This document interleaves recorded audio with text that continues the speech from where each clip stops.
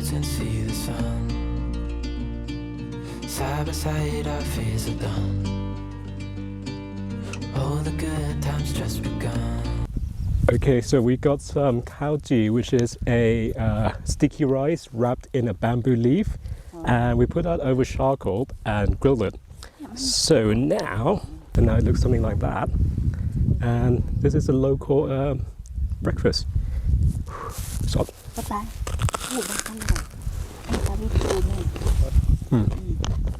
doesn't have a flavor to it, but the crunch and the flavor from the charcoal is really nice. Perfect for to add anything really. On top of that, Mom's in-law's got some tuna that she goes on there, but since I had savory already, maybe some dessert, some salted caramel that I made the other day. I brought it along with me. This is a slightly burnt salted caramel. It's got a bit of a bitter note because I like my caramel to be a bit bitter. So I'm going to put that on top of the rice. Let's see what happens. So we put some salted caramel on here. Let's try with the salted caramel.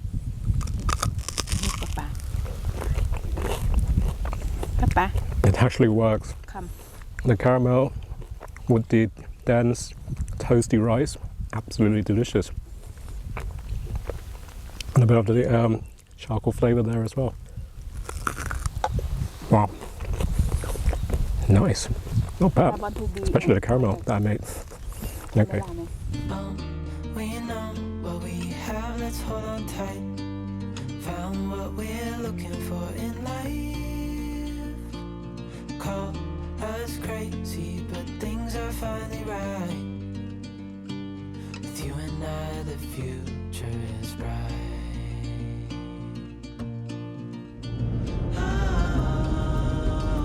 So we drove about an hour from the campsite on the way home, and we're stopping at the next town called Chiang Dao. We're going to visit the famous Chiang Dao cave in just a minute, but we're going to stop off at this restaurant not too far from the cave to grab some lunch. Okay, so to order food here, we have to squeeze this chicken. And then the lady will come and take our order. Okay, I'm having slightly bad headache. No shower yesterday. There wasn't one close to the camp. So, not just me, all of us, yeah, didn't have a shower. But I am okay. But Boya is okay. He's got short hair. I might do that when I get back home.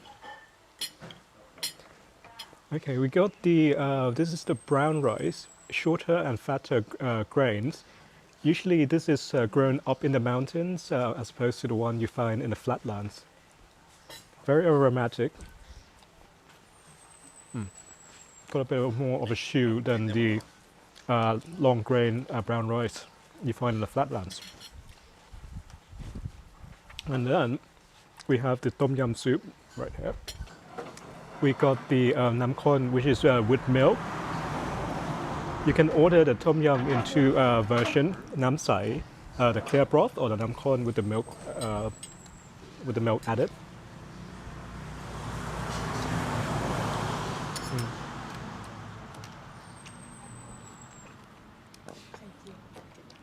Super creamy. It's got a perfect balance of salty, sweet, sour. The other one we got is the Thai style omelette with some pork. There's the omelette with a bit of pork on that.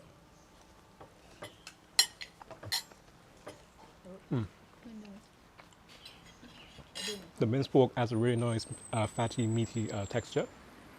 The omelette, it's seasoned beautifully. It's perfect level of saltiness, nice and fluffy.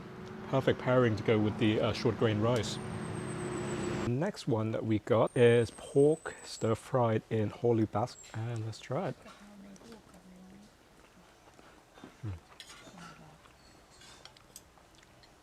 Straight away you get a bit of the sweet salty from the dark soy sauce, a bit of fish sauce in there, and that holy basil adds a lovely aroma to the palate. And the pork, it's got a really nice chewy, meaty, fatty texture. And here's a Thai food hack. Basically when you have an omelette, it goes brilliantly with creamy soups or even clear soups. So you throw some of the creamy tom yum right on top of the omelette. get a bit of the chicken in there and let's go straight in.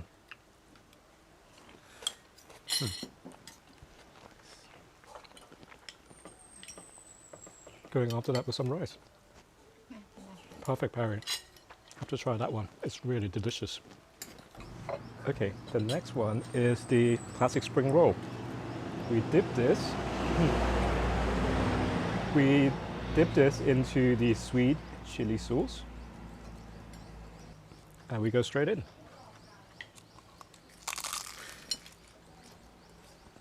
Hot. Very generous with the filling. The glass noodle in there, lovely salty saltiness and a good texture from the glass noodle. The mushroom adds a little chewiness, a bit more texture, nice to contrast with that crunchiness. And that sweet chili sauce just wraps everything together. Delicious. We got the spicy pork salad, the minced pork with a bit of Thai, spiky coriander, toasted rice, shallots, in with a fish sauce, lime, chili dressing.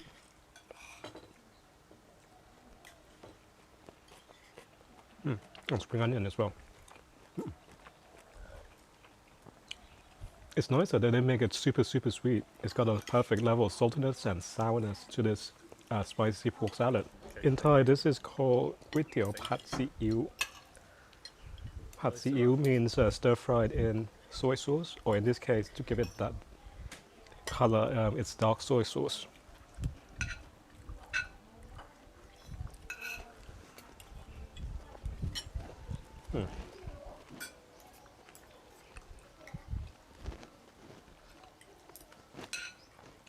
The noodles got a lovely chew. The pork is really nice texture, really nice and meaty. And that dark soy sauce just lends a ever so slightly sweet note to the noodle stir-fried. That's the difference between dark and light soy sauce. The dark one's ever so slightly sweeter than the normal soy sauce. Delicious. Oh, and the highlight of this dish that you must have in every stir-fried kale with dark soy sauce is the kale. That kale just adds a bit of bitterness to counter with the sweet soy sauce. Okay, so all that food was 650 baht for to share between 4 people. And now we just pop next door to Chai Cafe to have some coffee. Now this came highly rated on Google Map review, and I'll show you why. Let's go inside. Call us crazy, but things are finally right. The owner is a Thai guy and his wife is a Japanese lady. They're both extremely nice, very friendly, and he's given us a complimentary macchiato. Look at that. Let's try it.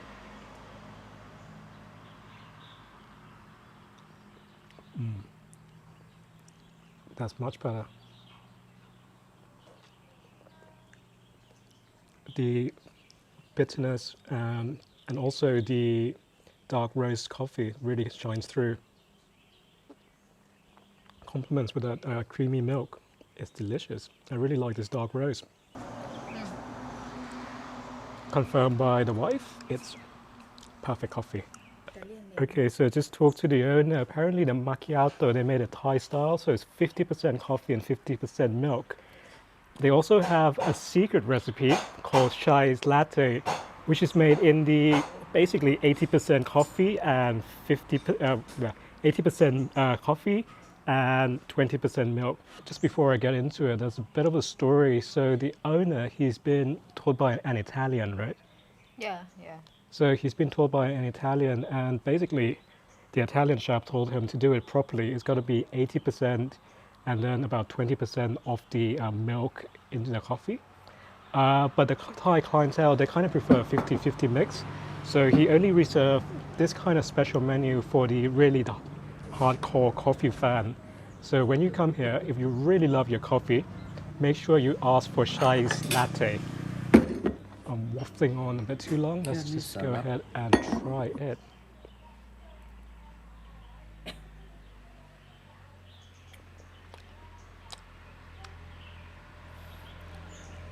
Two seconds.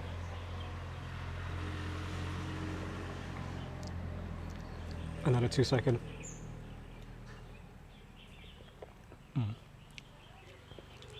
I actually love this more than the other one.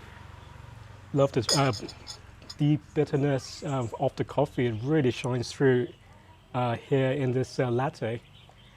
Just a bit of the creaminess to offset it slightly, but it's all about the coffee, and I love that. It's fantastic cup of coffee. Oh wow, it's really special. You can really taste that dark roast coffee coming through.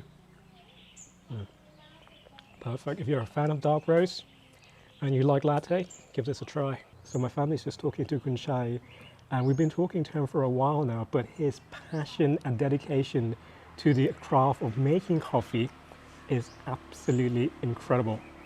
So Kun Chai, he also really loves agriculture, and that's why he grows his own coffee bean, roasts his coffee bean, and also making and selling the coffee here as well.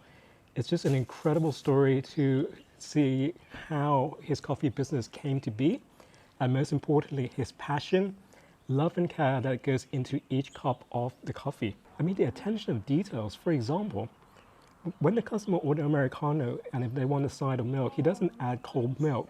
He adds a bit of foam milk, which is warmed up, because if you add the cold milk, the acidity will change the flavor of the coffee to be a little bit more acidic. By adding the warm milk, it kind of still retains that original coffee flavor. If you do have time, please sit down and talk to Kun Chai, really learn about the art of coffee making, and he will be more than happy to also reciprocate and learn any new skills or anything about coffee that you want to share with him. Another incredible fact about Kun Chai's coffee shop, the process from bean into cup is all manual, starting with this, separating the coffee bean from the husk, manually cranking this machine right behind me. And he roasts the coffee over charcoal. There's no fancy electronic gadgets or anything expensive like that. It's all manually done. Wow. Okay, let's go and check out the famous Chiang Dao cave temple. Just before we go into the temple, if you love food, the ingredients, you would love what they have here in front of the temple. So these ingredients are foraged from the local forest around here. We got just from simple ingredients I can identify, kamin-chan, turmerics, a little bit of herbal ingredients here as well. So fantastic to see what the bounties are from the forest that's foraged and sold right here. Okay, before we go inside the cave, there are two things I want to show you. First, you'll notice the lantern up behind me. Now, if you come to Thailand in around November time, they have the famous Loi Krathong festival where we float the banana stump. We kind of decorate that and float that in the river to pay respect, also for forgiveness to the water goddess as well. So it's the date of Loi Krathong changes every year according to the full moon, but the temple will always have a Chinese lantern, and that signifies it's close to the Loi Krathong festival.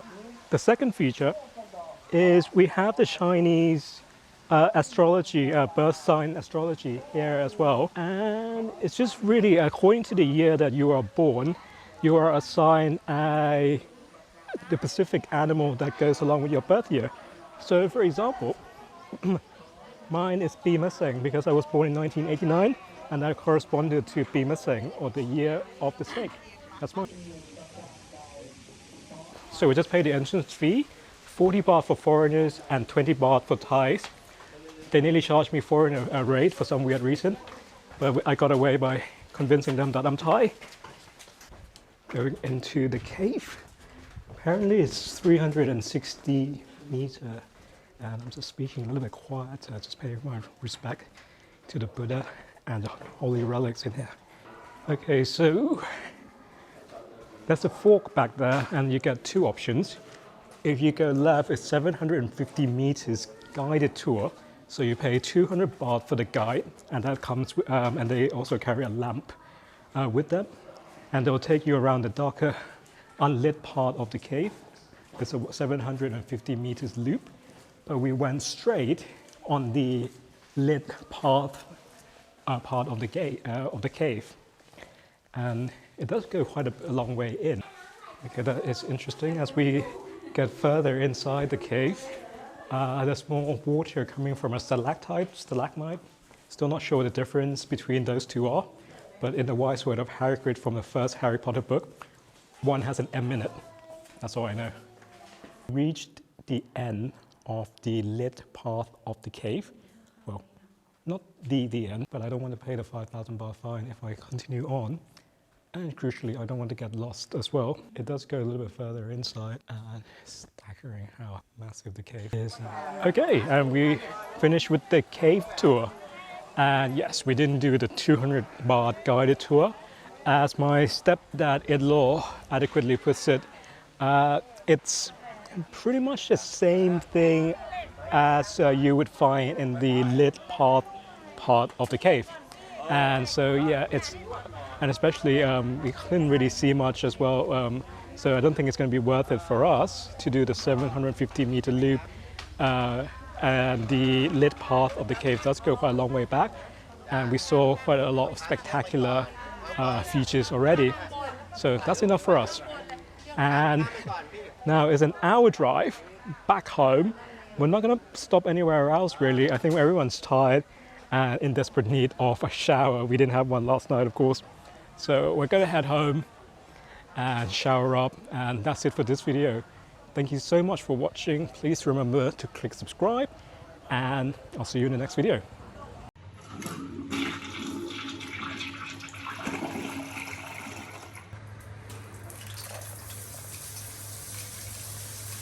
Oh yes, hot shower, finally.